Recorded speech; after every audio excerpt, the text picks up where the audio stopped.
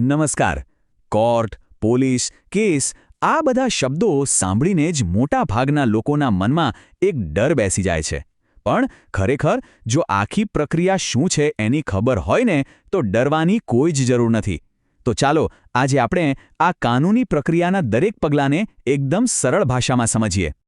જુઓ, આ એક જ વાક્યમાં આપણી આખી કાનૂની વ્યવસ્થાનો સાર આવી જાય છે.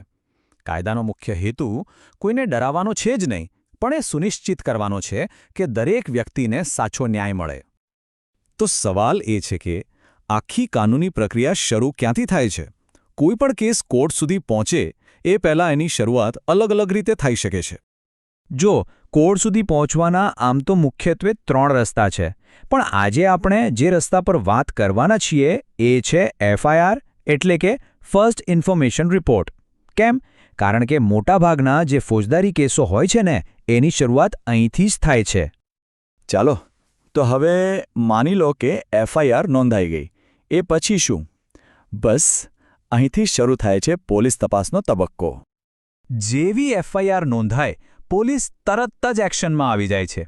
એ લોકો ઘટના સ્થળે પહોંચે છે, જે કોઈ સાક્ષી હોય એમના નિવેદનો લે છે અને નાનામાં નાનો પુરાવો એકઠો કરવાની કોશિશ કરે છે.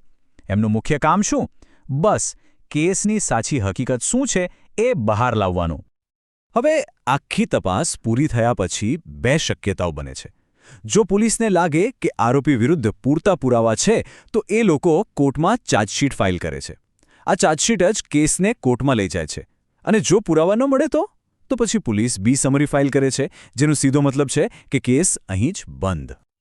તો જેવી ચાર્જશીટ કોર્ટમાં દાખલ થાય, સમજી લો કે કેસ હવે ઓફિશિયલી બીજા સ્ટેજમાં પહોંચી ગયો છે, એટલે કે કોર્ટની કાર્યવાહીમાં. એમ પણ કહી શકાય કે ચાર્જશીટ એ ચાવી છે જે કોર્ટનો દરવાજો ખોલે છે. ઓકે, તો ચાર્જશીટ કોર્ટમાં આવી ગઈ. હવે કોર્ટ શું કરે? સૌથી પહેલાં તો કેસને એક ઓફિશિયલ નંબર આપવામાં આવે છે. પછી આરોપીને કોર્ટમાં હાજર થવા માટે સમન્સ અથવા જરૂર પડીએ વોરંટ મોકલવામાં આવે છે. અને પછી મળે છે પહેલી સુનાવણી માટેની તારીખ.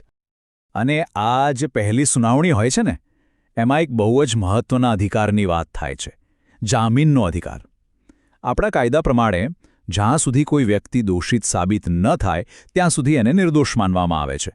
અને એટલે જ મોટાભાગના કેસોમાં જામીન મેળવવો એક મૂળભૂત અધિકાર છે.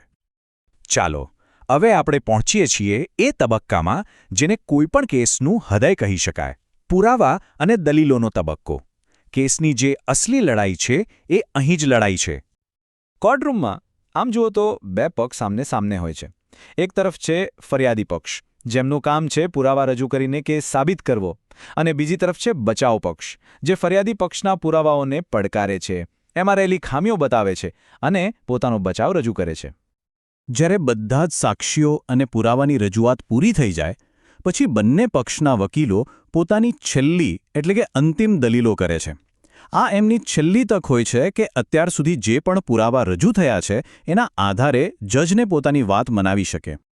અને બધી દલીલો અને પુરાવાઓને ધ્યાનથી સાંભળ્યા પછી આખરે એ ક્ષણ આવે છે જેની બધા રાહ જોતા હોય છે: ચુકાદાની ક્ષણ.